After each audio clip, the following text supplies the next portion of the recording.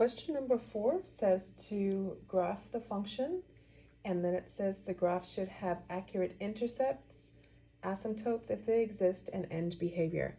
This is a polynomial function, so there's no asymptotes. We just need to find the x and y intercepts and determine the end behavior. So in order to find the x-intercepts, you're going to let y equal 0, and we're going to factor this expression here. So I'm going to take out a negative 2x as a GCF, and then I'm going to be left with x squared minus 4, and then I'm going to factor that further. This is a difference of 2 squares. I'm going to get x minus 2 times x plus 2.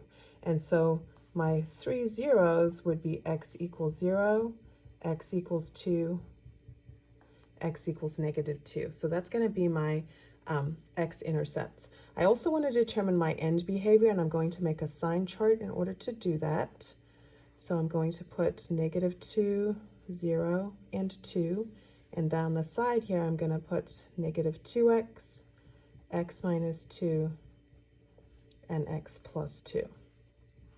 And then I'm going to pick something less than negative 2, so like negative 3. I'm going to substitute it in to this expression, and that would give me positive 6, so that's going to be positive. If I put something in between negative 2 and 0 here, like a negative 1, that's going to give me something positive. When I pick something between 0 and 2, and I substitute it in there, that's going to be negative, and if I pick something greater than 2, that's going to be negative. So then I'm going to do the same thing here. I'm going to pick again, I can just pick negative 3. Negative 3 minus 2 is negative. Negative 2 minus 2 is negative. If I pick something in between here, like a 1, 1 minus 2 is negative. If I pick something larger than 2, like a 3, 3 minus 2 is positive. And then I'm going to do the same thing for the x plus 2. This is going to be negative, positive, positive, positive. Remember that your signs are typically going to switch at the place where you have your 0 that corresponds with that term. The only time that will not happen is if your term is squared.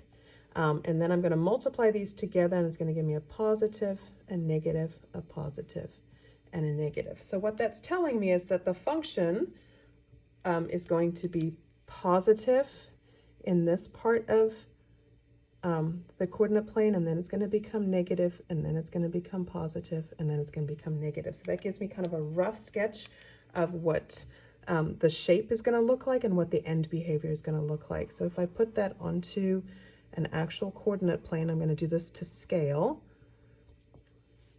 and my x coordinates are 0, 2, and negative 2.